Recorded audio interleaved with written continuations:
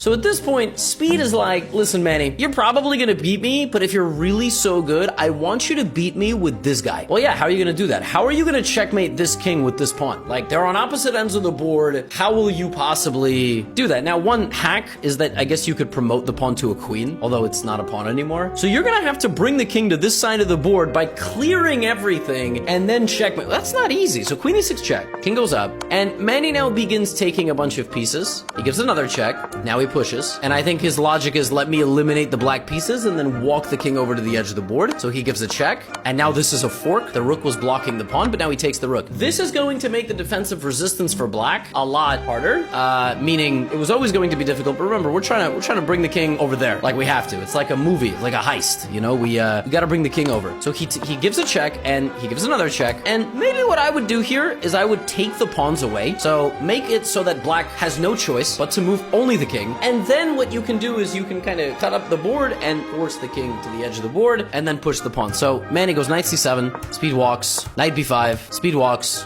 Now we give a check, and now king c2. So we're close, right? And Speed could have ran that way, and then we would have had to force him out. But this is checkmate. There's a lot of different checkmates, but we have to do it with the pawn. So how are we going to do this? So Manny decides, you know what? I'm going to move my rook over here. Why? So that the rook is never in any danger. Black plays king b3. Now we give a check. Now the king is stuck in the corner. Again, there's like 37 different ways to win here with white. Queen d2, king b3. And now we force the king out, and Manny decides I'm going to grab a pawn. Only thing Manny has to worry about here is stalemate. Stalemate being you surround the king, but it can't move. And there's no legal moves, and the game ends in a draw for some reason. We have g5. Speed moving the only thing he can move. Manny brings his king, g4. I think he's still kind of trying to figure this out, Manny. He's like, how am I going to do this? How am I going to run the king to the corner? Almost like solving a Rubik's Cube, if you will. He's trying to give away his knight, and he does. And Speed takes the knight because you're in shack, you might as well take the knight. Queen before king a6. And now Manny comes up with something very clever. Basically, he's like, okay, I need to checkmate with the pawn. How am I going to do that? Because if I just walk the king back, pawn is never attacking the king. It's just going to stand there. So here he realizes, I think I want my king on that square so that my pawn can checkmate him. But then the king is going to run to the corner, and the brain starts turning, and the gears start going, and he comes up with this very smart idea. He leaves the king stranded here,